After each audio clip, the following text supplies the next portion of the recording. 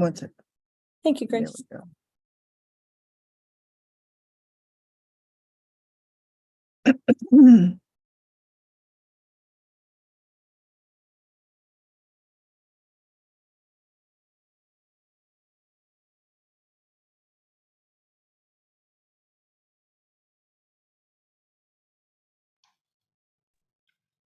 Okay.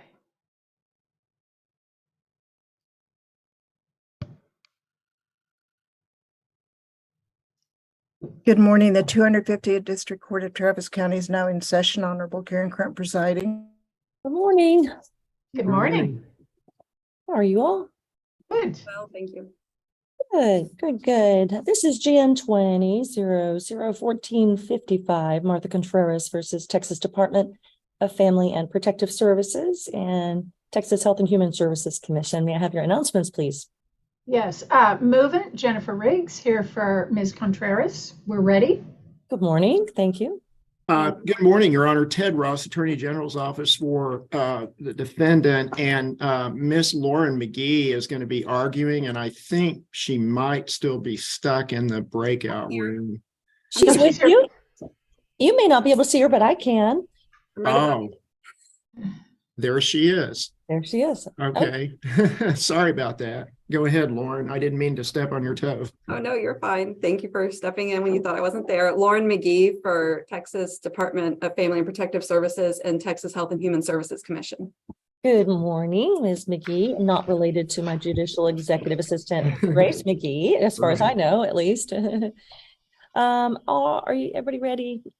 And Yes, sure. as I understand it, you all have. Go ahead, Lauren. I didn't mean to step on your toe. Okay. Are you getting that as well? Everybody else? Late feedback. Yes. That was on my end and I'll go ahead and let you all know right now, I have started the live stream to adhere to the open courts provision. I'm here in our beautiful CFCF, our Civil and Family Court facility on 17th Street in Guadalupe. But you are all hearing remotely, as was your agreement to do so. And so I just want to let you all know, and anyone who might be observing the hearing, that they are welcome to observe, but any recording or photographing of any portion of the proceeding, videotaping, any of that is strictly prohibited, and a failure to comply with the court's instructions could result in being held in contempt of court. So I know you all know that, but I just want to make sure if there's anybody watching that they comply with that as well. And I believe you all have an issue related to the SOA record. Is that right? Yes. Yes, Okay. Your Honor. And for housekeeping, would you like me to go ahead and admit the substituted administrative record so you can see what we're talking about? Yes, I that would be uploaded very it to Box. And this is the same one that was provided to Ms. Riggs as well, and that's already been given to the clerk of court, just so you can see what we're referring to. I have the Box link open, so you can refer me to the exhibits that you uploaded. Okay, I believe that one should be the affidavit of Carol Hurley, I see that. Mhm. and one is it says amended AR, I see that as well. and then I believe one says audio, redacted audio, because we redacted the names out of the audio of those should be the only three things in there from me.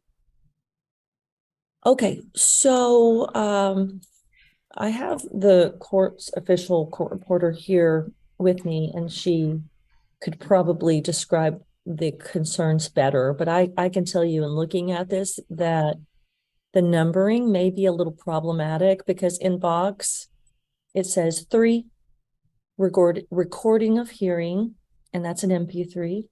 Mhm. And then it says 3/2023 4/18 Contreras, and then it says 2 Exhibit B, and then another 2 amended AR redacted. If you can you enumerate those so that it's clear that they're 1 through 6, exhibits 1 through 6? Judge, they don't have editing privileges, so I can do that real quick if you'll give me just a moment. I'll do 1 through 6. Perfect. Okay. I apologize, Your Honor. That's okay. That's okay. Those become our exhibits, so it's as if you put exhibit stickers on them. So, you know, when you're thinking about having your staff upload, if you'll just create a number system that is not duplicative in any way, that way we don't have two number 2s or two number 3s. That'd be very helpful to the Yes, court. Your Honor. Mhm.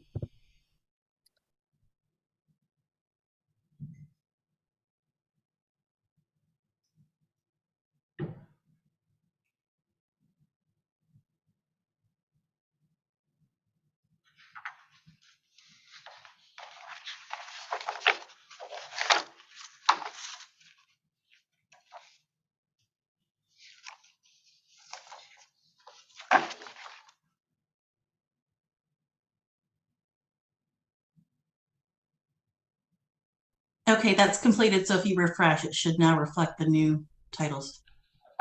Okay, if everyone will go to your box link and then go to the top and click that refresh button for me.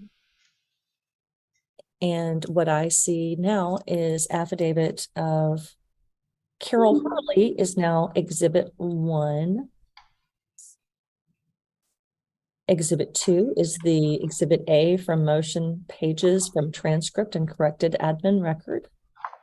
Exhibit 3 is amended AR redacted. Exhibit 4 is Exhibit B.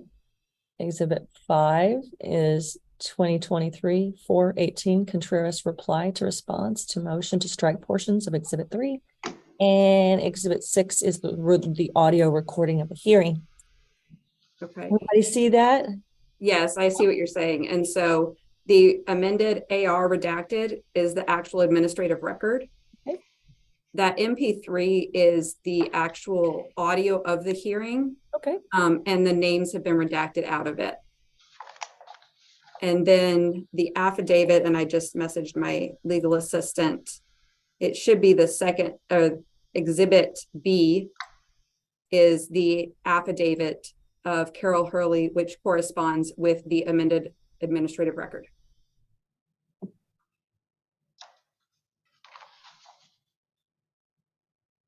Okay, when I click on Exhibit B, I see a 2-page email from Ms.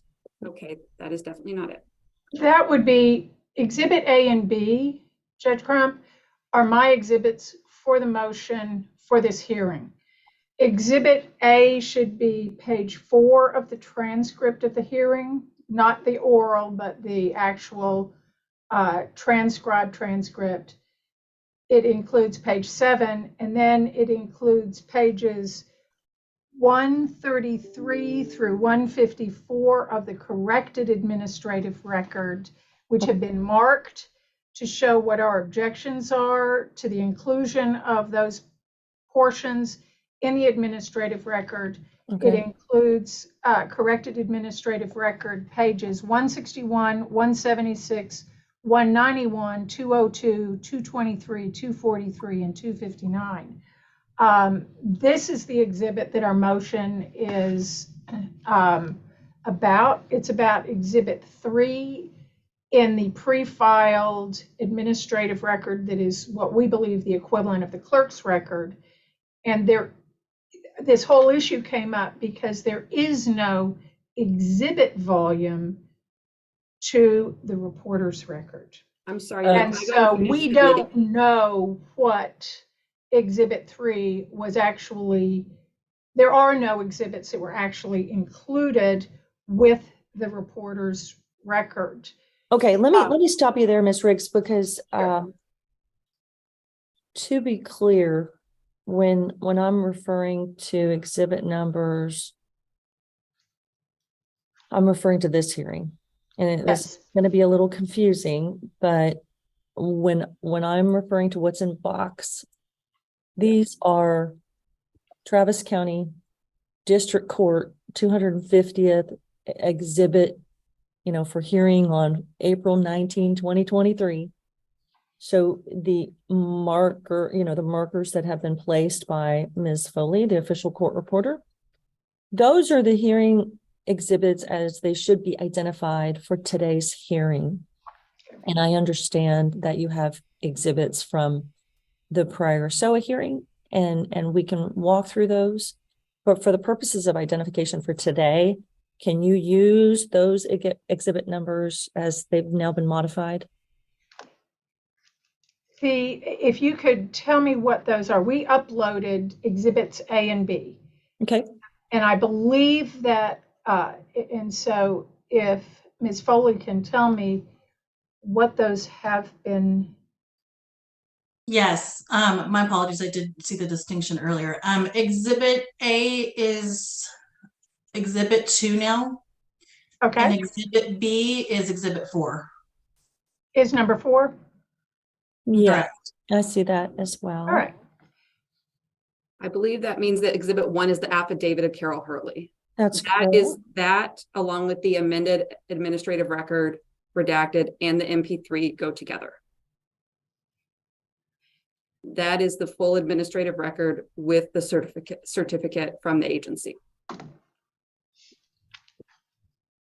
So if you look in the box, those would be the amended AR redacted Yes. is exhibit 3. And the recording of the hearing is exhibit 6. Okay. Perfect. Thank you so much for your patience. Sure. Better to deal with these things now than later, as y'all are discovering from the other hearing. Okay, so walk me through what we need to do today just to clarify the other record. certainly. We filed a motion to strike portions of the administrative record. As shown in Exhibit 2, pages 4 and 7 of the transcript, Ms. Contreras objected to Exhibit 3 on the grounds of relevancy. This is very much a question of not whether the sins of the fathers can be visited on the son, but whether the sins of the son and the husband can be visited upon Mrs. Contreras. There was a great deal in Exhibit 3 that related to investigations of other facilities, other individuals, and so the objection that was made by Ms. Contreras' attorney at the hearing was to the relevancy of Exhibit 3. And the administrative law judge sustained the objection and said, your objection is sustained, but for those, the exhibit is received. So what we have is a failure of the lawyers at the hearing. Neither Mr. Ross nor Ms. McGee nor I were at that hearing. And apparently the lawyers didn't sit down and say, here's what the Exhibit 3, and I mean Exhibit 3 to the administrative record, which I have included as part of the court report as Exhibit 2 to this hearing, which includes Exhibit 3, the state's exhibit at the contested case hearing, was pages 133 through, I believe, 268 of the corrected administrative record. And so because the objection was sustained, we have objected to, we saw the response brief that the state filed to our initial brief, and we saw that they were relying on a great deal of extraneous information that we believe was excluded from Exhibit 3. And so that's why we're filing the motion to strike, so that we can segregate this issue and figure out what the accurate administrative record is. Okay. And unfortunately, because there's no exhibit volume, ordinarily you'll have a reporter's record that has Volume 1, what might be the index, and Volume 2, the transcript, and Volume 3, the exhibit volume. There is no exhibit volume. Now, there is an Exhibit 3 in the Health and Human Service Commission filings. They pre-filed the exhibit, so it is in the administrative record, but it's in the filing part of it. And we believe that's pre-filed exhibits. We feel that when you file something with the court or with the SOA clerk or with the Health and Human Services Commission clerk, that's not the same thing as offering and admitting it in evidence. And so Exhibit 3 is only that which was admitted in evidence. And unfortunately, we don't have a Volume 3. So rather than, arguably, as we said in our reply, I could come in and say, well, they don't get to have any exhibits because there is no exhibit volume. We're attempting to try to recreate what Exhibit 3 should be or was, and to clean up what both the lawyer for the state and the lawyer for Ms. Contreras probably should have done at the time. The Health and Human Service Commission has total control over what it files as the administrative record. However, it does not speak for the court reporter and cannot create an exhibit volume. Only the court reporter can do that. And it's our position that a great deal of this exhibit is extraneous. It deals with physical abuse. It deals with a different facility. Some of it, you can look at the provider on the top line, deals with Ms. Contreras' son. There are references to group homes, when in fact, this is about Mrs. Contreras' care of one individual, client KT, for a few months in the fall of 2013, and the allegation that she used $200 worth of groceries off of KT's Lone Star card, which are your Medicaid benefits. KT is disabled and qualifies for Medicaid and for services.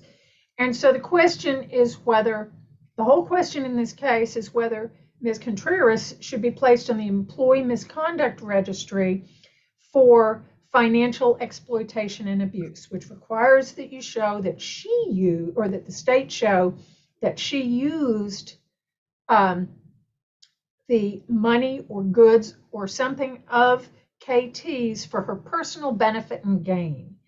And so that was the heart of the objection made by Mr. Reyes during the contested case hearing is, well, to the extent that Exhibit 3 to the administrative hearing, Exhibit 2 to our hearing, talks about this $200 worth of groceries and whether Ms. Contreras used it for her own personal benefit and gain, I don't object. But there's a whole lot in there beyond and above that, and I do object to that, and that's what the ALJ sustained.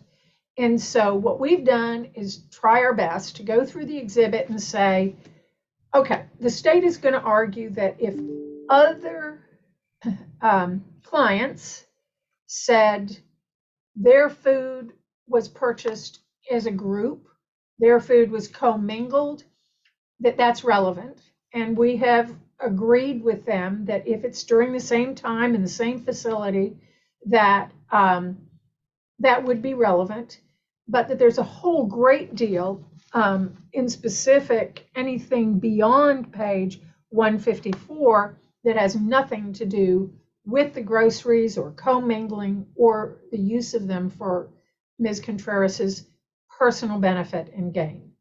Of course, on the merits, we think that there's no evidence in the record that she used groceries for her personal benefit or gain, and that commingling them may not be appropriate, but it's not used for her personal benefit or gain. But that's something that the court's going to have to decide whether there was substantial evidence, considering the reliable and probative evidence in the record, of whether they sustained their burden of showing that she used any part of these groceries for her personal benefit or gain.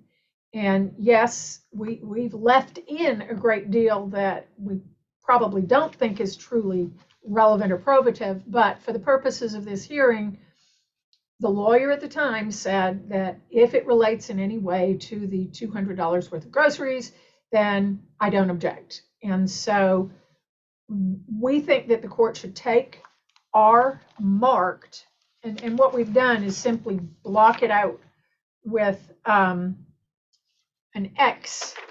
Like we've taken the page and put an X across it to show what, and it's only those things that we blocked out in pen and crossed through so that the court can still read it and say, Yeah, that's not relevant. And part of the reason we're doing this is because if you throw in a lot of information to try to prejudice, and I'm not saying counsel is trying to prejudice the court, but things that other people did, and that if you don't specifically look at the provider and the dates and so forth, you'll find when you read the record that Ms. Contreras was involved in a home health agency that lost its license, or at least temporarily lost its license. So all those issues, she and that company has already been punished for, has already been resolved. And so the only issue here is whether she's going to lose her ability to provide services to individuals in her home, her individually, not her son, not her father, not employees, but herself, and whether she should be placed on the employee misconduct registry. And so that's why it's such an important issue. Is, I remember, I think it was Judge Abusi one time at a conference said, when they wheeled over a PUC case with 20 boxes of material, her saying, well, it looks substantial to me. And that's part of the problem here too, is to also pare it down so that those who review it, Your Honor, you who review it, your staff attorney who reviews it, can actually see what the administrative law judge considered and what actually is in evidence, because the administrative record does not include, the evidence in the administrative record includes exhibits that were admitted. And I will point out that in this case, there's no evidence in the record that the state ever raised the objections that the state is now raising. I mean, they've raised some objections that, if they'd made at the time, might have made some sense if they raised them at the contested case hearing. They've said, aha, you have to specifically object to each page. Well, they didn't raise that objection in the contested case hearing, and it might have been nice if they'd had that kind of discussion, but they did not, and so they can't raise that objection now. The issue is not whether this exhibit is admissible today. It's what did the administrative law judge mean when she sustained the objection, and what should we have exhibit 3 at all? Or if we do, what should it include? The state has also said, well, you should have raised that in your motion for rehearing. Well, no, because the ruling was in our favor. The ruling sustained the objection, so we didn't have anything to complain about.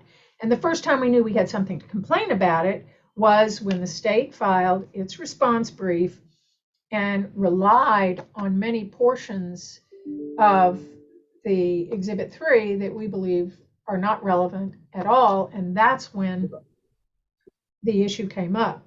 The state has also said, well, you agreed to the corrected administrative record, therefore you've agreed to exhibit 3.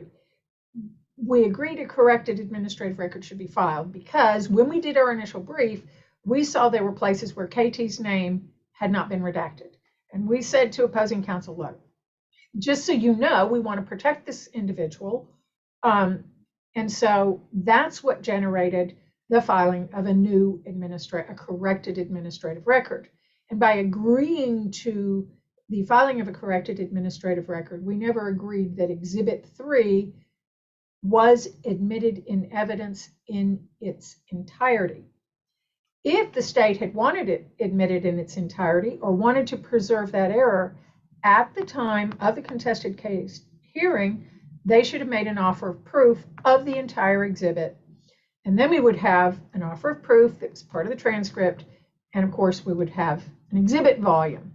So what we're asking the court to do is take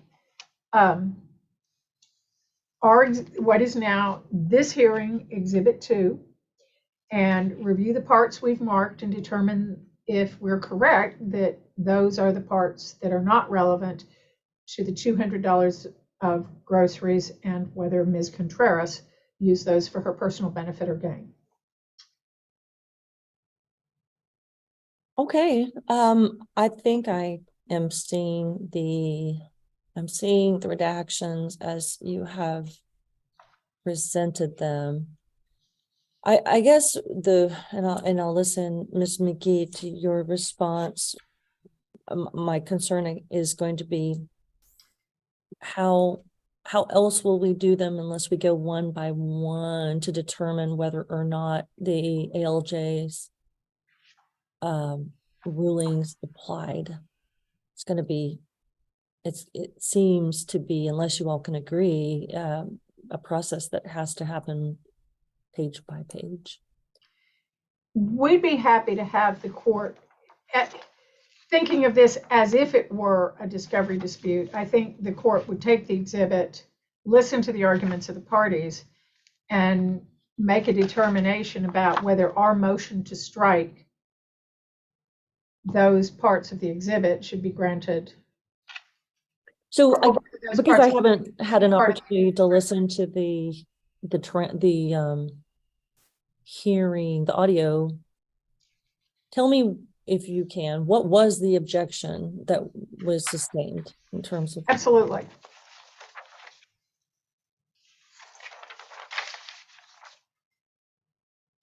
Mr. Reyes, it's on page 7, line 2. Well, I have no objection to anything that has to do with blacked out. I'm pretty sure that's KT's name. That we were given notice for this hearing.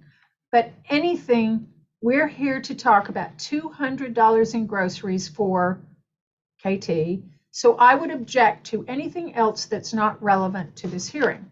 Judge Ray. I will sustain it if it's not relevant, but otherwise it's admitted. The document previously marked was received into evidence. So we don't know if that document was redacted. If Judge Ray had said, well, counsel, I'm just going to admit the exhibit and I'll ignore anything that is not relevant, we'd have a different issue. But she sustained the objection. In addition, on page 4 of the record, she said, what I'm going to allow to come in is properly admitted documents and sworn testimony. I know everybody has their own side of the truth. I'll weigh it and try to get as close to it as I can. And in fact, the APA says that the only exhibits that are admitted in evidence are part officially of the record. Okay, but they came in to the record. So if we don't have ongoing objections, then. Oh, we're not objecting to the transcript. We're not objecting to any part of the transcript. The only thing we're objecting to in this hearing is this document, Exhibit 3. Okay. If it's referenced in the transcript and we didn't object, too bad. But it wasn't, they didn't read it into the record in the transcript. There may be incidents that were referenced, but that's not the same thing as the exhibit itself being part of the administrative record. I mean, there simply was no exhibit volume. All right, Ms. McGee? Yes, Your Honor. First of all, I'd like to make sure, and I believe this happened, that the box exhibits numbers 1, 3, and 6 have been admitted. And we object, obviously, to Exhibit 3 as included in the filing as admitted as evidence.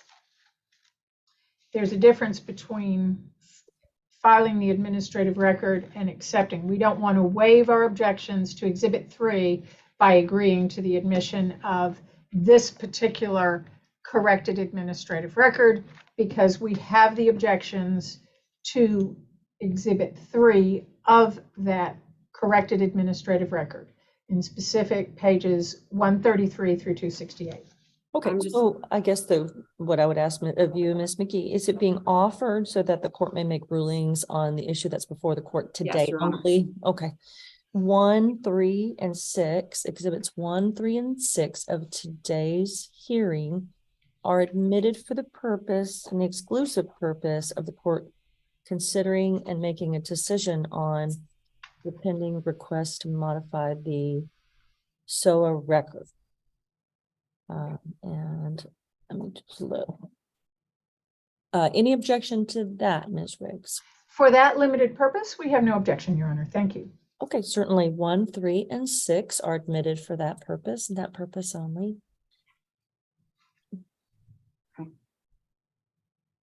May I proceed, Your Honor? You may, thank you. So we actually hold that Exhibit 3 was admitted in its entirety and properly included in the substituted administrative record, which has been certified by the agency. If you look at the hearing transcript, it says that all 135 pages of proposed DFPS Exhibit 3 were marked for identification as DFPS Exhibit 3. And while Ms. Contreras' counsel does make an objection, he makes a very vague objection and does not request any kind of specific ruling from the judge. And at the end of all of that objection, after the judge says that I'll sustain it if it's not relevant, but otherwise it's admitted, it says the document previously marked for identification was received into evidence. There is no indication that specific pages, sections, anything else were not admitted. And there was no reason for DFPS or HHSC to object because it was admitted. We wouldn't object to what we're offering. And furthermore, what the plaintiff is now asking this court to do, which this court acting as an appellate court, she's asking this court to step into the shoes of the administrative law judge and redecide questions of admissibility and weight in accordance with how she believes, because she admitted, we don't know what the judge meant. We don't know what counsel meant. Asking this court to now decide and agree on what should have been admitted. And that's just not allowed. The fact of the matter is that ALJs have very broad discretion in what evidence is admitted. They're not specifically limited to the rules of evidence, although there are limits in the APA. I will agree with that. Also, because the ALJ is the fact finder, they're the one who get to determine the weight and evidence, the weight of the evidence and its credibility. And you can see further along, if you go through on page, I apologize, page 416 of the administrative record, you can see that DFPS actually begins to use Exhibit 3, DFPS Exhibit 3, in questioning Ms. Contreras. And again, counsel objects. He doesn't object because it's not admitted. He doesn't object to her using documents out of evidence. He's objecting again to relevance. And again, he is overruled. That objection is not held. And now counsel is asking for parts of those pages to be edited out because she doesn't like them. And so, we believe that the entire exhibit was admitted and that this is improper right now, that it should be properly part of the administrative record. Okay, thank you very much. Anything else, Ms. Riggs?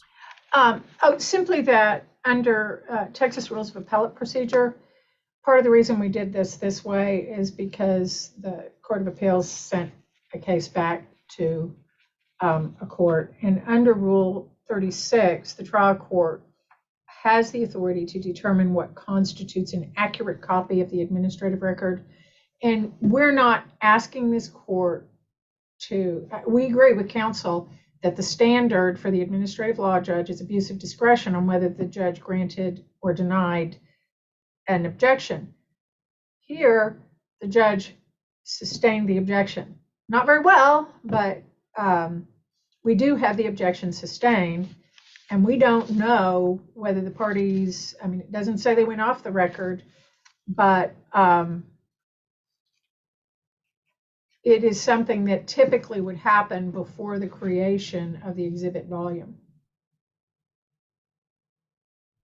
Ideally, we'd have the judge saying, counsel, I'm going to take a recess. You guys go give me the exhibit. But neither the state nor Ms. Contreras' attorney did that. And, as a practical matter, the reason it makes a difference is because when we brief this, we've got the scheduling order allowing us to file amended briefs. When we brief it, obviously, if this court determines that the exhibit in its entirety is part of the record, then we need to point out why specifically that's prejudicial, not reliable or probative evidence in the administrative record. And we can do that in the context of briefing, but we do think that there were some limits placed on the exhibit, and it makes it clearer for the parties to be able to brief the issue if we know what the accurate administrative record was, which is trying to ascertain what that ruling meant. I don't think we're in a position to really remand it for that purpose. This was tried a long time ago, but we're not asking the court to redo what the administrative law judge did, only to try to figure out what she meant by sustaining the relevance objection. Yes, it was vague, but the ruling was also vague. And the state didn't do anything to make an offer of proof. Nobody really did their homework back then, and we're trying to clean it up now. I can certainly understand and appreciate the challenge, but I'm going to look through everything. But I will tell you, I'm going to be very reluctant to make any changes to the administrative record unless it's extraordinarily clear to me that it is required in order to have a clean record. So, but I will go through. It was a little unclear to me what exactly the dispute was until this morning. So now that I have everything and I have the exhibits admitted for the purpose of this hearing, I will make that discrete ruling. I know you all worked with Ms. McGee to get a trial date, and remind me that's going to be July 5th. That's in July. And I think Ms. Lauren McGee and I agreed to a scheduling order that gives us plenty of time. We still have some time if you need time, Judge Crump, to review the matter. I think we can still push that out and give you 30 days before the hearing. I mean, we have our final brief. We still have a couple weeks in there that we could still push that out and get everything to you 30 days before the hearing. Both their amended response and our amended reply. Well, fortunately, all of this will benefit me in preparing for the trial, so that's good. I have read everything in advance of the trial, but it may take me some time to get through it. I just, these are lengthy, but I will do that as quickly as I can. I assure you that. 1 second. Ms. Foley is reminding me that exhibits 2 and 4 have not yet been admitted. Are you offering those, Ms. Riggs? Exhibit A is being offered solely for the purpose of showing what portions of the exhibit we contend are not relevant, and therefore within the ALJ's ruling sustaining the objection. Obviously, if we move to, so it'd be akin to us submitting them for in-camera review. Okay, any objection to Court's Exhibit 2, Ms. McGee? It is, I believe, Ms. Riggs, it is the same thing that you attached when you filed your motion. Is that correct? Yes, it is Exhibit A to our motion. Okay, Yes. I have no objection to the court having that exhibit admitted for the purpose of reviewing and taking into consideration what Ms. Riggs is suggesting, similar to how we admitted the administrative record for the purpose of this court making it. It won't be admitted in camera because the court doesn't need to look at it outside the defendant's purview or review, or you all have seen it and have access to it. So I'm going to admit it, but it's going to be a limited admission solely for the purpose of making a ruling on the motion that's before the court today, not for final. Is And that that's what we meant. It's not like submitting a trade secret document for Right. review. And so I misspoke by saying No, that's- in camera. Yeah, that- sorry about that. no problem at all? Okay, so that takes care of what I'm calling Courts Exhibit 2. And that means I have Courts Exhibit 1, and I'm going to walk through these one more time just so that we're all clear. And that was affidavit of Carol Hurley. That's Courts Exhibit 1. Court Exhibit 2 is Exhibit A from the motion, which was the pages from the transcript and what was called and entitled a corrected admin record. Courts Exhibit 3, which is the amended AR redacted. And I don't have offered or admitted Courts Exhibit 4, which was Exhibit B from your motion. Yes, and that was in our reply to the response to the motion to strike. One of the arguments made in the response the state made to our motion was, well, Ms. Contreras has had this record. And so B is an email exchange showing that no, we didn't get the record until the fall of 2022. Initially, the state took the position that the administrative record was confidential and they couldn't give it to us. And we said, oh, wait a minute. Due process says, how do you brief it? And Ms. McGee and her predecessor both said, yeah, you should have the administrative record. And so we got that resolved. And in fact, Ms. Hunt, way back before this in 2016, we had come to an agreement about confidentiality of anything that hadn't been redacted. And we had come to a Rule 11 agreement, just at least in exchanging draft forms, to discuss getting us the administrative record. But there was a suggestion that in their response that, you've had this since the case was filed, you've waived your objection to the administrative record. And so part of it was to show, well, we didn't really get the administrative record until the fall of 2022. It was a peripheral issue. And if they have strenuous objections to Exhibit B, we'll be happy to withdraw it. It's fine. It's fine with me, Your Honor. I will accept the fact that when I was assigned this case, that's the first thing Ms. Riggs let me know is that they didn't have it. And so we tried to get it to her as quickly as possible. Okay. That is correct. And we appreciate that very much. Okay, very good. Then the court will admit Exhibit 4 for the limited purpose that we've discussed here and for this hearing only. Is there an offer of Exhibit 5? It looks like just the reply to HHSC response to motion to strike Exhibit 3. And that's not evidence, so we're not. Okay, very good. So You no, have that in front of you. I think that was just for convenience to have it in the box. got it. Thank you.